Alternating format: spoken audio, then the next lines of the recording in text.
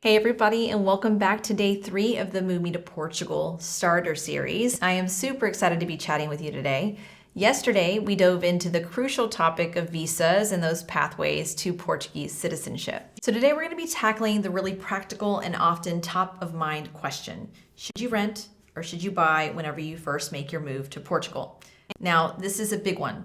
It can have a significant impact on your experience and how you ultimately settle here in the country. And as a reminder, don't forget, tomorrow we're going to shift gears and we're going to do some of the really exciting stuff. We're going to explore the different lifestyle options that Portugal has to offer. We're going to dive into some of the popular locations for expats, and we're going to even touch on some of the important considerations for those of you who have little kids, school-age children, so stick around for that. All right, so let's get into the age-old debate, renting versus buying. Let's start by breaking down the pros and cons of renting specifically in Portugal. On the pro side, renting definitely offers a lot more flexibility.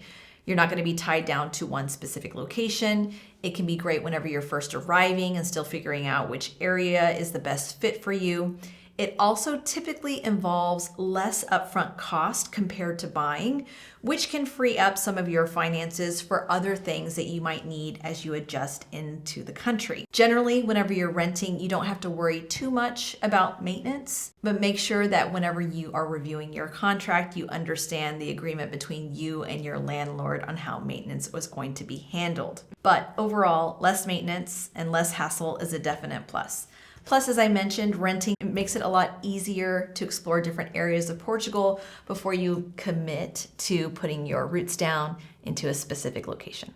Now, on the con side, the rental market in Portugal, especially in the popular areas, can be really competitive. So finding the right place might take some time and some effort. Also keep in mind that short-term rental option doesn't always allow you to fulfill the 1-year housing requirement that is typically needed for your visa application, especially D7, D8, right? And let's not forget, whenever you're renting, you're not building equity, and that's money going out each month. And here's something that a lot of our clients have asked us about, and even something that we had questions about whenever they were moving here. Needing your rental contract in hand and establishing that for your visa appointment, which could mean that you end up paying for a few months of rent on a place that you haven't even gotten to set foot into or live in yet, which is something to factor into your overall planning and your cost estimates whenever thinking about renting as your pathway into Portugal. Okay, so let's flip the coin and let's talk about buying a property in Portugal. The pros are pretty clear for a lot of people. It's an investment, you're building equity over time, and you have more control over what you can and what you cannot do with your home. There's also a sense of permanence that comes with owning your own place. And for a lot of people, they really want to feel that. But there can also be cons to buying a property in Portugal. Number one, the upfront costs are significantly higher. You're looking at the down payment, you're looking at closing costs, stamp duty, other fees. That also means that you have less flexibility. So moving becomes a bit more of a bigger undertaking.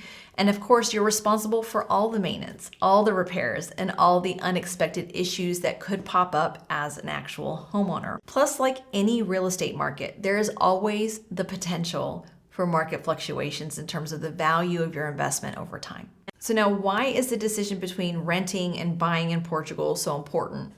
Well, let's be very clear. Your housing has a significant financial implication, but it also impacts your experience, your actual ability to settle into your life here in Portugal. Making the wrong choice, quite frankly, can lead to unnecessary stress and can lead to some financial strain. Let's be real. Many of us, and I mean many of us, have experienced a dramatic increase in housing costs, not only in Portugal, but all across the world, especially in popular areas like Lisbon, Cascais, the Algarve, and parts of Porto. The market is definitely something that you want to be aware of and something that you want to continue to talk to your real estate advisor and agent about. And I'm going to let you in on something that I don't think people talk about often enough. It's really important because if you're coming here and thinking about financing a home when you ultimately buy a home in Portugal, many of our clients initially want to rent for the first year, and then they want to make the decision about where they want to buy, which is completely fine. But the one thing about getting a mortgage in Portugal is you really need to understand what your active income is going to look like a year into moving here. Because when you apply for a mortgage, Portuguese banks primarily consider your active income, and that's the money that you're actively earning, not your passive income. So if you're generating capital gains off your passive income, off your 401k, that's not going to count. So keep in mind, as you're planning for your finances, you need to take all those considerations into account. So how can we help you navigate this whole renting versus buying situation here in Portugal? Our Move Me to Portugal guide includes resources to connect you with real estate agents all across Portugal, and I mean all across Portugal, who are local experts and trustworthy. You're not going to have to worry about getting ghosted for no reason, which is unfortunate, but can actually happen here. Our trusted partners can also help you navigate the complexities of the Portuguese real estate market, whether you're looking to rent or to buy. And here's a little insider tip for you. It is always important to ask a real estate agent how they get compensated, specifically on rentals, because in Portugal, many listing agents don't share rental commissions. So your agent might require 1 month's worth of rent as their fee for their help and their support, which is perfectly fair. And don't worry, this is something that we're going to help you get really clear on if you ask us to match you with an agent within our network, because if you're considering renting first, we want to make sure that you are entering that relationship eyes wide open.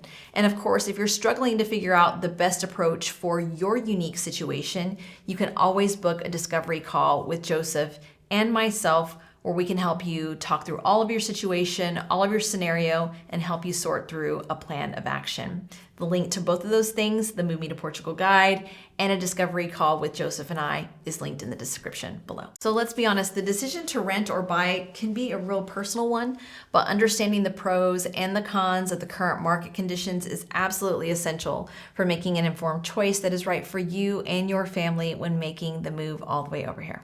All right, that's day 3. Tomorrow we're going to move on to the really exciting aspects of the beautiful lifestyle options that you have here in Portugal.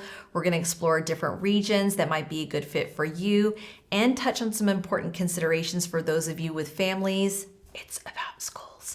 You definitely don't want to miss that, and we'll see you there.